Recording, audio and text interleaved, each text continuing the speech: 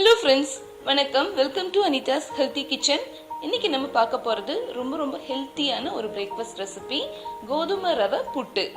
சின்னவங்கள்ல இருந்து பெரியவங்க வரைக்கும் எல்லாருமே விரும்பி சாப்பிடக்கூடிய ஒரு பிரேக்ஃபாஸ்ட் ரெசிபி. உப்புமா செஞ்சா இந்த கோதுமை ரவை பிடிக்காதவங்க கூட கண்டிப்பா இந்த மாதிரி செஞ்சு கொடுத்தா சாப்பிடுவாங்க. இப்ப வாங்க அந்த புட்டு எப்படி செய்யலாம்னு பார்க்கலாம். புட்டு செய்யறதுக்கு நான் 1 கப்பு கோதுமை ரவை எடுத்திருக்கேன். இது நம்ம உப்புமா செய்யறதுக்காக யூஸ் பண்ணுவோம்ல, அந்த ரவை தான் எடுத்து வச்சிருக்கேன். அதுக்கப்புறமா தேங்காய் துருவல் இதுக்கு ஏத்த மாதிரி நம்ம கொஞ்சமா எடுத்தா போதும். அடுத்ததான் ஒரே 1 டீஸ்பூன் சர்க்கரை எடுத்திருக்கேன். இது ஆப்ஷனல் தான், தேவையான சேர்த்தா போதும். தேவையான அளவு உப்பு. புட்டு செய்யறதுக்கு ஃபர்ஸ்ட் நம்ம கோதுமை ரவையில தண்ணி ஊத்த போறோம். இது நல்ல சூடான தண்ணியா இருக்கணும். கோதுமை ரவை மூழ்கிற அளவுக்கு நம்ம சுடு தண்ணியை இதுல ஊத்திக்கணும். இது ஒரு அரை மணி நேரம் அப்படியே ஊற வச்சிடணும். அதுக்கப்புறமா நம்ம இதை எடுத்து புட்டு செய்யலாம். இப்ப அரை மணி நேரம் ஆயிடுச்சு. ரவை நல்லா சாஃப்ட் ஆயிடுச்சு.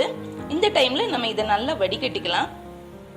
இந்த மாதிரி ஏதாவது வடிகட்டி வச்சுட்டு நம்ம இதை நல்லா வடிகட்டி எடுத்துடலாம்.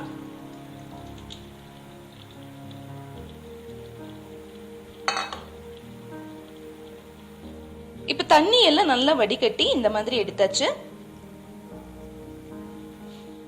அடுத்ததான் நம்ம வடிகட்டி எடுத்து வச்ச ரவைய ஒரு பாத்திரத்துல சேர்த்துக்கணும்.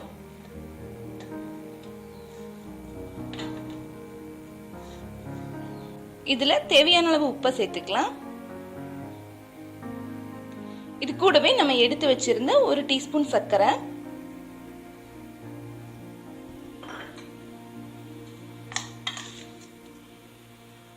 அடுத்ததான் நம்ம எடுத்து வச்சிருந்த தேங்காய் துருவல்ல கொஞ்சம் சேர்த்துக்கலாம்.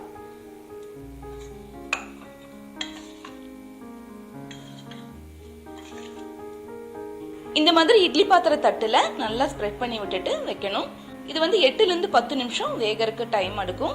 இப்ப நம்ம இட்லி பாத்திரத்துல வைக்கலாம். இப்ப 10 நிமிஷம் ஆயிடுச்சு. நம்மளோட புட்டு நல்லா குக் ஆயிருக்கு. ரொம்ப சாஃப்டா இருக்கு. நீங்க இதை நாட்டு சர்க்கரையோட சேர்த்து சாப்பிடலாம். இல்லைன்னா ஏதாவது கடலைக்கறி அந்த மாதிரி ஏதாவது ஸ்பைசியான கறிகளோடையும் சாப்பிடலாம். எப்படி சாப்பிட்டாலுமே ரொம்ப நல்லா இருக்கும். இந்த ஹெல்த்தியான கோதுமை ரவை புட்டை வீட்டுல கண்டிப்பா ட்ரை பண்ணி பாருங்க. ட்ரை பண்ணிட்டு உங்க ஃபீட்பேக் அனுப்புங்க.